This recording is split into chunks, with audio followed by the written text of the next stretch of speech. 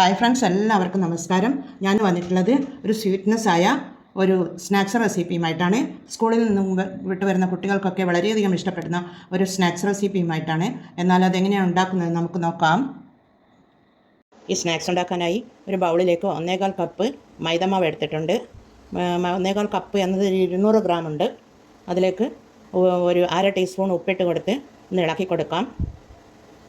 ഇളക്കി കൊടുത്തതിന് ശേഷം നമുക്ക് ആവശ്യത്തിന് വെള്ളമൊഴിച്ച് പൂരിയുടെ രൂപത്തിൽ കുഴച്ചെടുക്കണം. കൈകൊണ്ട് തന്നെ കുഴച്ചെടുക്കാം. കുറേശ്ശെ വെള്ളമൊഴിച്ച് കുഴച്ചെടുക്കാം.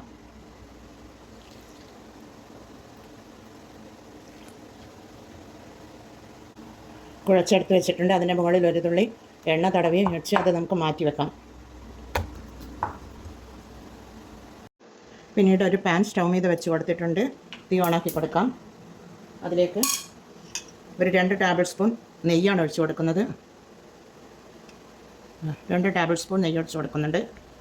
നെയ്യ് ചൂടായി വരുമ്പോൾ അതിലേക്ക് ഒരു 10-18 കാജുവാണ്, അണ്ടിപ്പരിപ്പ് നമുക്ക് ഇട്ട് കൊടുക്കാം.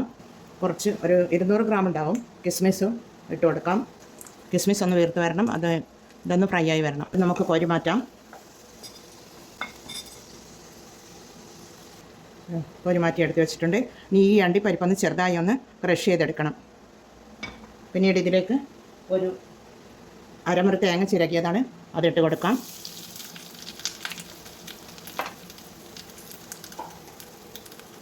ഒന്ന് ഇളക്കി കൊടുക്കാം. പിന്നീട് ഒരു 1/2 കപ്പ് പഞ്ചസാരയാണ്, അതിട്ട് കൊടുക്കുന്നുണ്ട്. അതിലേക്ക് നമുക്ക് ഈ അണ്ടിപ്പരിപ്പും കിസ്മിസും ഇട്ട് കൊടുക്കാം. അണ്ടിപ്പരിപ്പൊന്ന് ചെറുതായി ഒന്ന് ക്രഷ് ചെയ്തെടുത്തിട്ടുണ്ട്. ഇത് രണ്ടും കൂടി ഇട്ട് കൊടുക്കാം. എല്ലാം കൂടി ഒന്ന് മിക്സ് ചെയ്ത് കൊടുക്കാം. അതിനുശേഷം തീ ഓഫാക്കി കൊടുക്കാം. ഇതിവിടെ മാറ്റി വെക്കാം.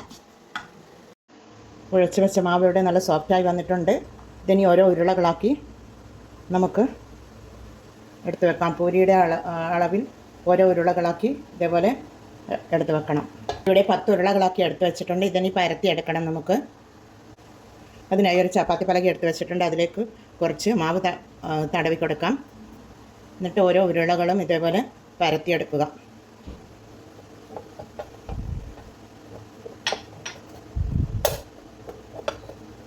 പരത്തിയെടുത്ത ഉരുളകളിലേക്ക് ഈ ഫില്ലിങ് നിറച്ച് കൊടുക്കണം. ഇതുപോലെ ഫില്ലിങ് നിറച്ച് കൊടുത്ത് ഇതുപോലെ മടക്കി ഇതിൻ്റെ അരികു ഫോൾഡ് ചെയ്ത് കൊടുക്കുക. നമുക്കെല്ലാം അതുപോലെ ആക്കിയെടുക്കാം. ഇതേ രൂപത്തിൽ ആക്കിയെടുക്കണം. എല്ലാം ഇതുപോലെ ചെയ്തെടുത്തിട്ടുണ്ട്. 10 എണ്ണവും. എന്നാൽ നമുക്കിത് വറുത്തെടുക്കാം. അതിനായി സ്റ്റൗ മീത ഒരു ചീനച്ചട്ടിയിൽ വെളിച്ചെണ്ണ ചൂടാക്കാൻ വെച്ചിട്ടുണ്ട്. എന്നാൽ ഓരോന്നും നമുക്ക് അതിലേക്ക് ഇട്ട് കൊടുക്കാം.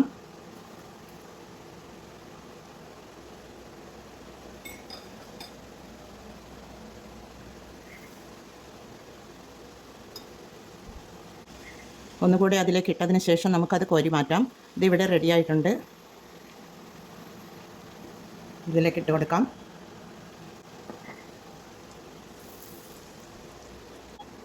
ഇതുകൂടി റെഡി ആയിട്ടുണ്ട്. അതുകൂടി നമുക്ക് കോരി മാറ്റാം. ഒന്നുകൂടി ഇട്ട് കൊടുക്കാം. ഈ തേങ്ങയുടെയും പഞ്ചസാരയുടെയും മിശ്രിതത്തിൽ ഞാൻ ഏലക്കാപ്പൊടി കൂടി ഇട്ടിരുന്നു. അത് ഞാൻ കാണിക്കുവാൻ വിട്ടുപോയതാണ്. ഇത് ഒന്നുകൂടി ഇട്ട് കൊടുക്കാം. എല്ലാം ഇതുപോലെ നമുക്ക് ചെയ്തെടുക്കാം. ലാസ്റ്റ് ഇതുകൂടി ഉണ്ടാക്കിയെടുക്കാം.